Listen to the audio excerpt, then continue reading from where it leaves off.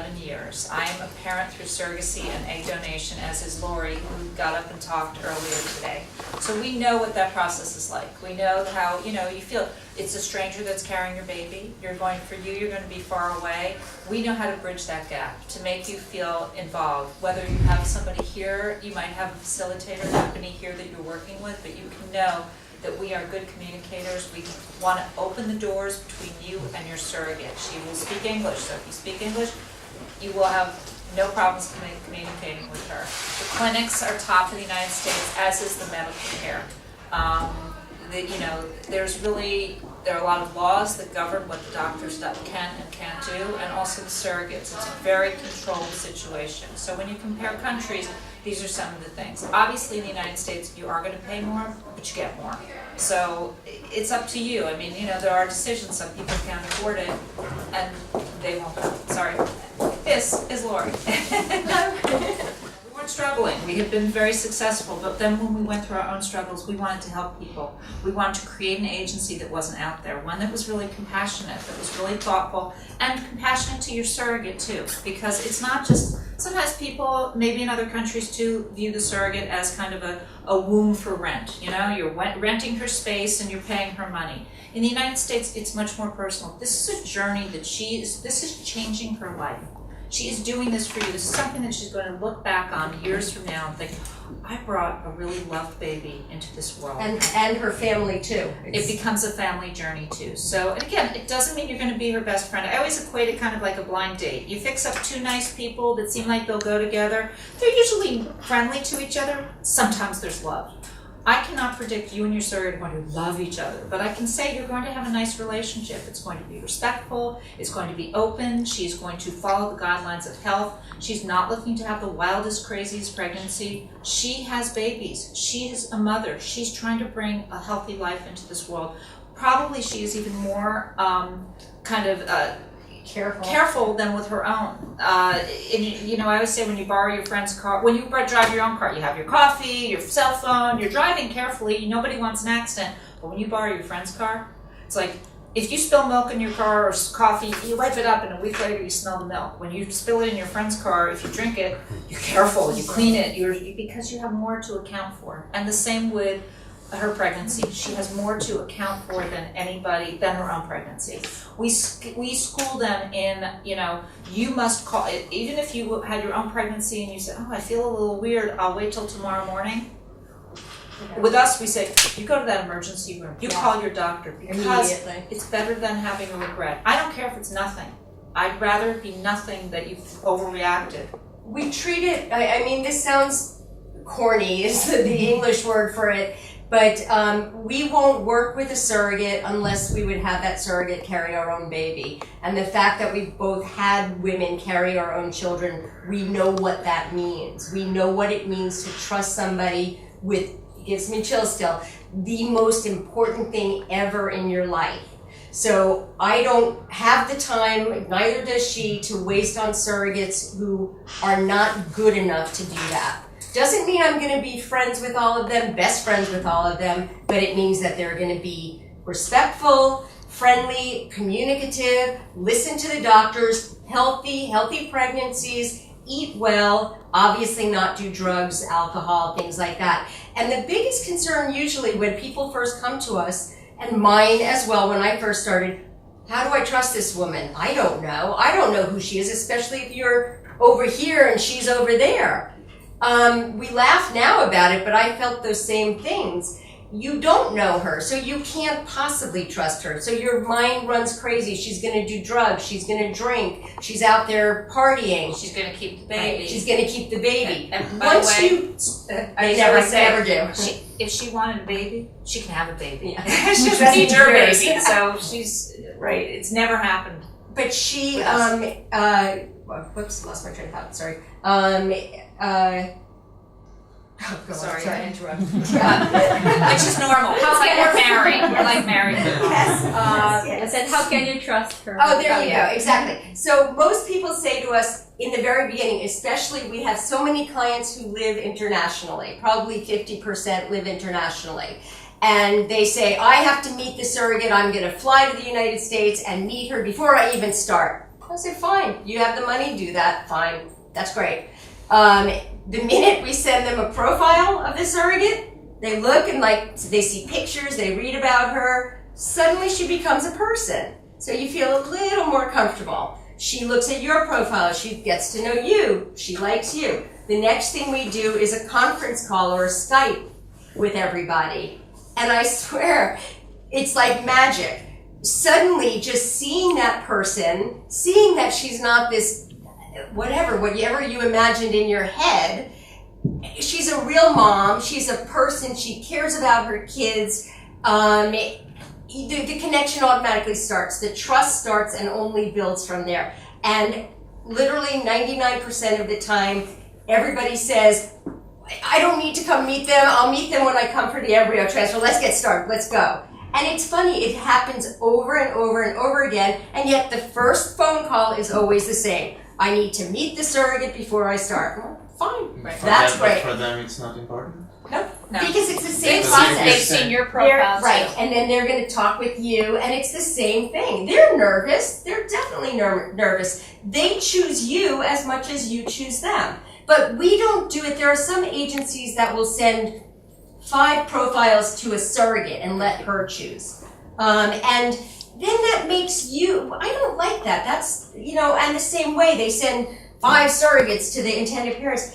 It's not a game. It's not who's the best and who can pay the most money and who can buy the most gifts. It's about putting people together that we think will work together, will communicate well together.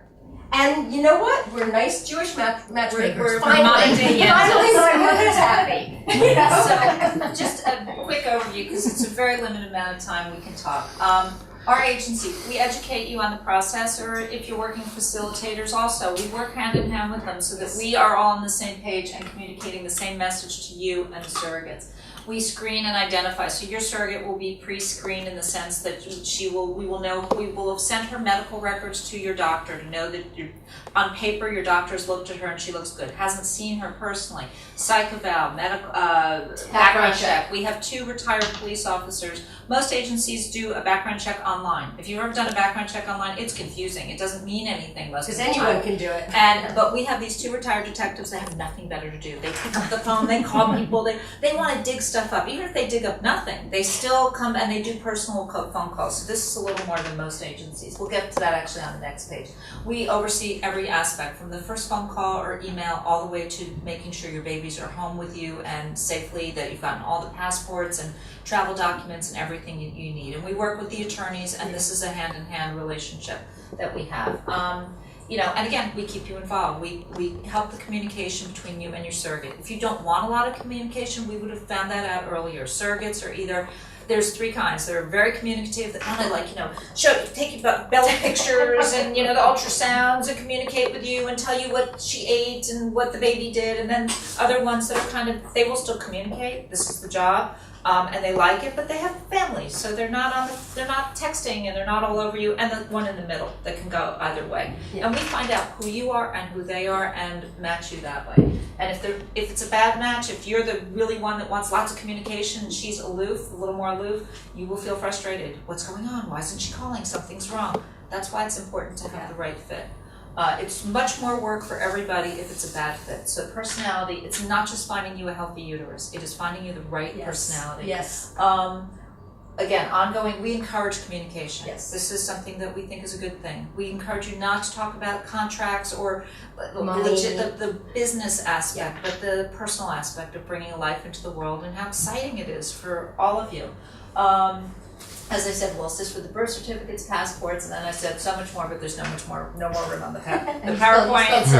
All right. Well, you were supposed to check it. And there is, again, to go through everything that we do, we could be here 2 hours. Which is usually how long the consults last. So, go ahead. Okay, so we talked about the background checks. And again, these are things that when we started our journeys, we wanted, and they weren't available. It just wasn't done the same way. there's this other thing. A lot of the agencies in the United States hold these meetings for their surrogates, and they make it sound really good. Psychological meetings, we're helping her emotionally. My husband's a psychiatrist, okay? Mental health is extremely important to us. We're serious about that. Our questionnaires dig way deeper into the mental health aspects of the surrogate than any other questionnaire I've seen. But these little group meetings that are called psychological are not. What they are, to use the phrase, bitch sessions, because you're paying for the privilege of all of them to get together, talk about what their intended parents are buying for them, and who's not buying something for them, and why are you getting something and I'm not. It'll be like, Right. well, my parents are sending me to Disneyland, and I was like, I'm not going anywhere. Or sometimes they turn something like, well, my intended parents are getting me organic food because they want me to eat healthy. They think it's a good thing, and the other surrogate goes, oh, they're really controlling, huh? Yeah. So we've seen that, and we have opted not to have these meetings. They are much more, they add about at least $10,000 onto your cost. We offer psychological support. We have surrogates that work, former surrogates, 3 on our staff that are their kind of buddy system. And I always say, I'm the boss. So when I call the surrogate, hey, how you doing? What do you tell your boss? Great. Yeah. But when your coworker comes in and your buddy and says, how you doing? You go, oh my God, I drank too much last night. Well, they don't drink, that's what I say. They don't drink at all. But they tell you that their coworker is the person you tell the truth to. So our surrogate coordinators are in constant contact on almost a weekly basis, checking in. Or case managers too. And the case manager is the point person for you and your surrogate. Yeah. The surrogate coordinator is the person that is kind of their friend. And we also have an online chat room where they support each other, but we watch them. We don't tell them we watch them, but we don't say we don't. It's just kind of, we don't discuss it. But they're encouraging each other. Oh, you have your beta, or, oh, my breast hurt, I'm not sure if I'm pregnant. And like, they share their experiences. But if somebody gets on there and is like saying, oh, my intended parents, they don't communicate at all, then we know what's going on. And in 11 years,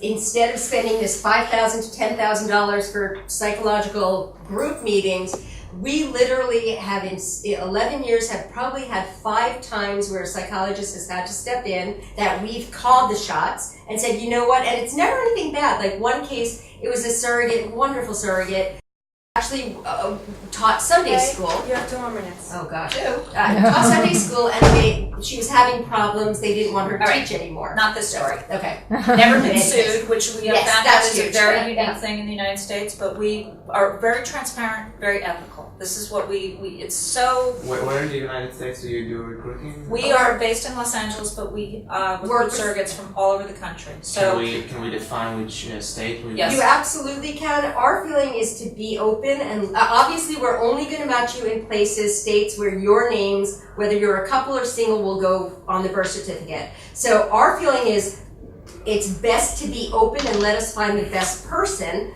But of course, if you have specific, family in a place and you want to go there. But again, we work like everybody. We work in states where the laws are good. Your names go on the birth certificate, and the contract will be upheld. If there's a question about, not that there ever has been, but if the surrogate were to change her mind, so to speak, the contract would be upheld. So she would not be allowed to. So that they adhere to the contract. Just a little breakdown of the money. The surrogate is not doing this for the money, in all honesty, even though it's a lot to you for the amount of time and the wear and tear on her body. It's not enough. She has to do it from the heart also. And those are the women we look for, because I don't want someone that's doing it for the money, because she's going to be miserable. It's not enough. Yeah. We don't have an egg donor agency.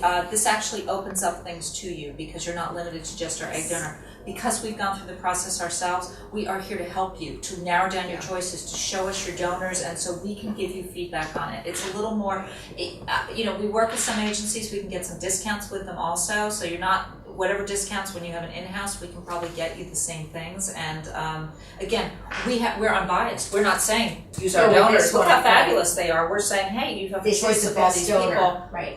Come back to us and we will help you determine what questions to ask, and things that you probably wouldn't see, we can see.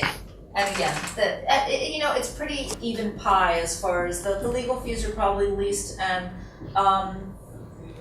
let's see, within our 2 minutes, there we go. That's us, 2 nice Jewish girls that want to help you have babies.